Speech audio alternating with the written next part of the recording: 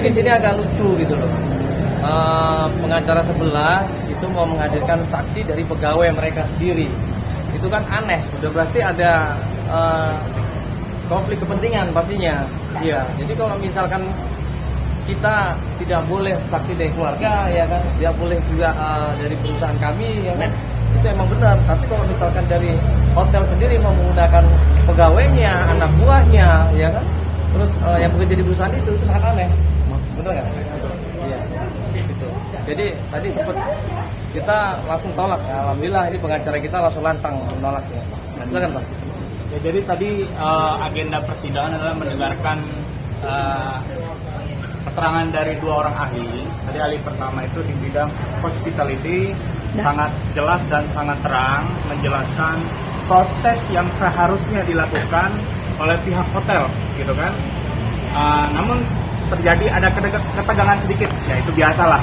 Tapi kan dalam hal ini kita dapat menyimak bahwasannya tidak dibenarkan untuk mengeluarkan barang secara sepihak, gitu ya, teman-teman. Semua Jelas. tadi dengar? Itu jelas, itu Gitu. jelas. Walaupun ada ketentuan bahwasanya tergantung ketersediaan, tapi balik lagi dengan prinsip hospitality, pelayanan. Jadi yang harus diutamakan adalah tamu yang masih menginap, katakanlah. Tentunya ada proses prosedur, tidak secara memaksa mengeluarkan, ya kan, barang-barang dari dalam kamar. Gitu. Bang, kalau terkait bukti yang diajukan dari pihak hotel sendiri, kalau menurut Abang sebagai pihaknya itu seperti apa? Jadi gini, tentunya itu hak masing-masing pihak lah untuk mengajukannya. Artinya saya tidak mau terlalu jauh untuk menilai itu karena ya itu hak mereka gitu. Tapi kami juga punya hak untuk menyampaikan alat bukti maupun saksi-saksi maupun ahli. Tadi sama-sama kita dengar juga mereka menyampaikan bahwasanya akan menghadirkan saksi fakta yang merupakan karyawan dari pihak hotel. Hakim berkali-kali mengingatkan bahwasanya hal tersebut tidak dibenarkan, tapi ternyata mereka tetap mengupayakan. Makanya agak-agak sedikit dinamika lah tadi yang terjadi. Tapi saya pikir ya memang tidak seharusnya hal demikian, karena tentunya konflik kepentingan, ya kan. Karena apa? Karena kan kalau karyawan dari satu perusahaan dihadirkan, dia kan menerima gaji dari perusahaan itu. Tentunya kepentingan daripada si perusahaan itu yang akan dibela. Jadi adanya keberpihakan tentunya. Dari pihak Mandala sendiri terhadap majelis hakim, harapannya dalam kesimpulan nanti seperti apa kira-kira? Jadi tadi kami melihat ada hakim di sini yang memang netral, ya, terutama hakim yang menggunakan kacamata dan masker.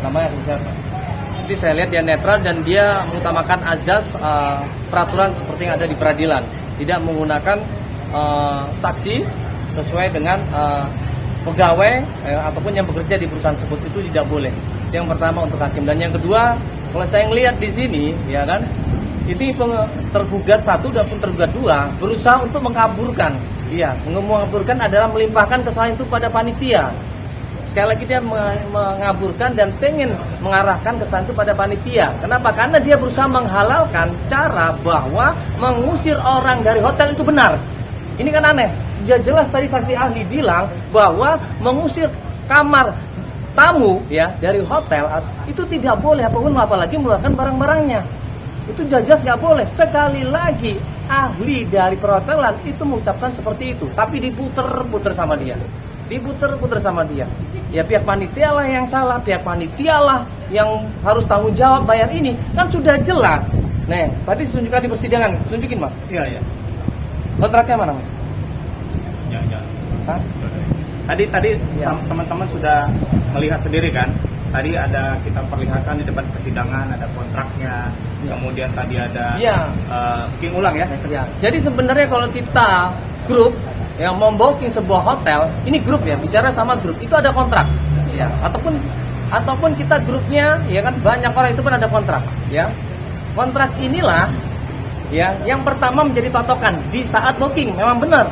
Di saat booking memang ada kontrak yang menjadi patokan. Tapi begitu ya kan pada saat hari hanya, pada saat check-in itu bisa berubah. Dan semua IO dan semua hotel pun mau maklumin itu. Ingat, ini hotel hospitality, ya, mengutamakan jasa pelayanan keamanan. pelayanan keamanan, ya, juga kenyamanan, bukan masalah kedisiplinan, bukan masalah kekerasan, gitu loh. Dengan seenaknya mengeluarkan barang begitu saja nggak boleh lah. Mana peraturannya? Kalau emang dia mengutamakan peraturan itu, pasang besar di hotelnya, betul nggak pengacara? Pasang besar di hotelnya, bahwa hotel kami di saat Anda lupa check out, Anda saya keluarkan. Nah, berani bilang begitu hotel tersebut? Harusnya bilang seperti itu, benar nggak? Ya, tadi kan sudah di beberapa kali sudah disampaikan oleh ahli ya. Artinya ini sekali lagi ini kita tidak bicara fakta, tapi secara global, secara umum tuh yang terjadi itu idealnya itu tidak dilakukan seperti itu, tapi faktanya kan berbeda. Lebih seperti itu. Oke. Mas Mandala tadi seperti kayak angin segar lah ya untuk buat tim Mas Mandala sendiri, perihal saksi ahli sendiri. Sepertinya tadi cukup ya di balik meja tuh cukup. Ya, tadi kita terus berdoa di meja itu. Kita terus berdoa, mudah-mudahan Allah kasih bantuan, Allah menggerakkan hati hakim, Allah menggerakkan hati orang-orang benar di sini. Kita cuma berdoa seperti itu. Ya, kita berharap kebenaran ditunjukkan di sini. Karena kita tidak menutupi dan tidak mengurangi. Bukti kita ada sekali lagi. Baik itu kontrak waktu booking dan pada saat hari H waktu check-in. Ya, itu jelas ada dua kesepakatan di situ. Tapi pihak di sana tidak mengutamakan yang kedua. Dia cuma berpatokan kontrak yang pertama. Ya, begitu ya, Bang? Betul. Itu yang menjadi masalah. Padahal ini hospitality, sekali lagi. Hospitality yang mengutamakan keamanan, kenyamanan, perlindungan konsumennya ataupun tamu undangan. Seperti itu. Jadi jangan dibolak-balik gitu loh. Jangan dibolak-balik seakan-akan panitia yang salah. Nah, kita di sini berusaha untuk menghadirkan panitia, ya, ataupun turut tergugat. Dan alhamdulillah hakim menyetujui, benar tidak? Ya, hakim menyetujui turut tergugat atau panitia untuk hadir ke sini. Dan mudah-mudahan panitia hadir ke sini untuk menjelaskan yang sebenar-benarnya. Ya, duduk persoalannya. Oke, Mas, dari kasus ini bergulir, awal mula kasus ini bergulir kan hanya Mas Mandala saja yang speak up, sedangkan tadi kita lihat sendiri pihak dari lawyer pun tergugat sendiri enggan berbicara, tidak ada cover both side, seperti menyikapnya seperti apa yang pihak hotel ini selalu silent, tidak mau bersuara. Ya, makanya saya juga bingung. Tadi nanti boleh diwawancarain pihak saksi ahli ya, saksi ahli perhotelan ya. Bagaimana di saat hotel itu mendapatkan kritikan, bagaimana di saat hotel itu mendapatkan masalah, dia pasti klarifikasi. Nah, kenapa pihak tergugat tidak klarifikasi? Ada apa ini? Nah, ini berarti kita tidak tahu. Coba silakan tanya ke pihak hotel. Karena sebagai manajemen hospitality, menurut saya yang menjual jasa kita harus terbuka.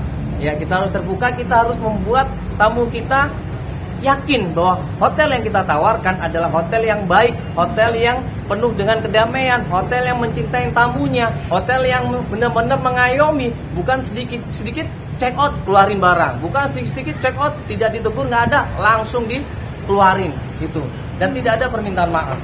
Kalau dari Mas Mandala sini inginnya seperti apa sih untuk dari pihak hotel sendiri kan, karena tidak pernah bersuara, tidak pernah menyanggah pernyataan Mas Mandala, atau seperti apa sih dari Mas Mandala?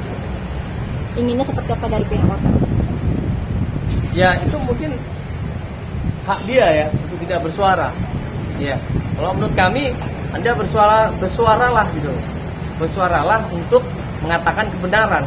Ya, kalau saya minta malah seluruh pemilik hotel Indonesia ini tolong bersuara, ya kan? Tolong bersuara, apakah Anda di saat tamu Anda check out-nya habis atau bahkan check out-nya nggak habis, Anda keluarkan dengan seenaknya begitu saja tanpa izinnya, apakah itu boleh? Nah, saya tambahkan sedikit teman-teman, bahwasanya prinsipal saya, klien saya ini sejak awal sudah beritikat baik, bahkan jemput bola, datang jauh-jauh dari Jakarta ke Pontianak untuk sama-sama kita duduk bareng. Tapi faktanya seperti apa, silakan. ya, faktanya tidak ada prinsipalnya sama sekali. Ya, kita cuma ditemuin pengacara yang tadi itu diam-diam sama mbak-mbak semuanya diwawancara, nggak mau, ya itu saya ketemu sama mereka. Ya, mereka pasif, ya kan, mereka tidak memberikan statement apapun, ya kan, mereka tidak ramah, mereka tidak ada sama sekali merangkul kita untuk berusaha mediasi, nggak ada sama sekali. Bahkan hakim pun ngasih waktu sampai sebulan, ya, sidang mediasi lamanya, tapi tidak ada sama sekali respon dari mereka. Cukup emosional dan gemasnya seperti apa sih Mas Mandala melihat sisi dari pihak hotel sendiri? Bukan gemas lagi, saya ini udah istilahnya udah capek udah. Kita udah balik ke sini udah lama ya kan, dan istri saya juga kasihan ya kan, dia udah capek-capek ya kan, berusaha untuk meyakinkan semuanya ya kan, sampai akhirnya kemarin jatuh pingsan. Itu menjadi masalah buat saya sama keluarga saya gitu. Dan ini nggak hanya saya korbannya, banyak korbannya. Maka dari itu kami memohon ya kan, tolong doakan kami ya teman-teman yang sudah menjadi korban ya kan, karena bagaimanapun juga orang yang dizolimin doanya pasti dijabah sama Allah Subhanahu wa taala. Dan kami yakin ya dengan doa korban-korban semuanya yang mendukung kami, insya Allah kalau kami diizinkan bisa menang, insya Allah. Mas, terakhir dari Mas Mandala sendiri nih melihat kasus ini sendiri, kerugian secara waktu, secara apa ya Mas, artinya bolak-balik dari tadi Mas bilang Jakarta Pontianak, harus kerugian apa sih yang Mas Mandala dapat, mungkin dari psikis atau dari masukan? Iya, jadi psikologi, moral, ya kan, materi, itu semua kita habis waktu. Kita sudah minta tolong sama panitia untuk difasilitasi ya sebagai fasilitator kami terhadap pihak hotel ya, dan pihak panitia pun meminta sama hotel untuk secara langsung menghubungin saya, tapi tidak ada sama sekali. Itu yang dilakukan oleh panitia. Tidak ada keinginan pihak hotel untuk mediasi sama kami. Dan yang kedua, pada saat sidang mediasi, kami datang jauh-jauh di Jakarta, Pontianak, membawa lawyer kami, ya kan? Saya sendiri yang hadir di sana sama istri, tapi pihak owner mereka ataupun prinsipal mereka tidak pernah hadir. Itu yang kedua. Yang ketiga, dikasih waktu sebulan. Ya, pengacara kami sudah menghubungi pengacara mereka untuk ketemu sama prinsipalnya, tapi ternyata tidak pernah digubris. Ya kan, padahal mereka menjualkan kenyamanan, keamanan, ya kan, dan tanggung jawab terhadap konsumennya. Terus mana keamanan itu? Mana kenyamanan itu? Mana pertanggungjawabannya? Tidak ada. Itulah yang terjadi sama korban-korban yang lainnya. Ada pesan? Pesan buat masyarakat Indonesia, tolong, kami ini rakyat biasa seperti Anda semuanya. Kami juga menjadi korban. Mungkin Anda tidak berani bersaksi, saya maklumin. Ya, karena bakalan berat, bakalan menghabiskan waktu, tenaga, materi, batin, tekanan, dan juga keluarga. Ya, walaupun kami hanya sendiri di sini untuk memperjuangkan kebenaran, tolong bantu kami untuk memantau kasus ini. Tolong bantu kami untuk mengawal kasus ini. Tolong kawal semuanya. Apabila ya keadilan ini ditegak, apabila keadilan tidak ditegakkan, tolong bersuaralah untuk kami. Hanya itu.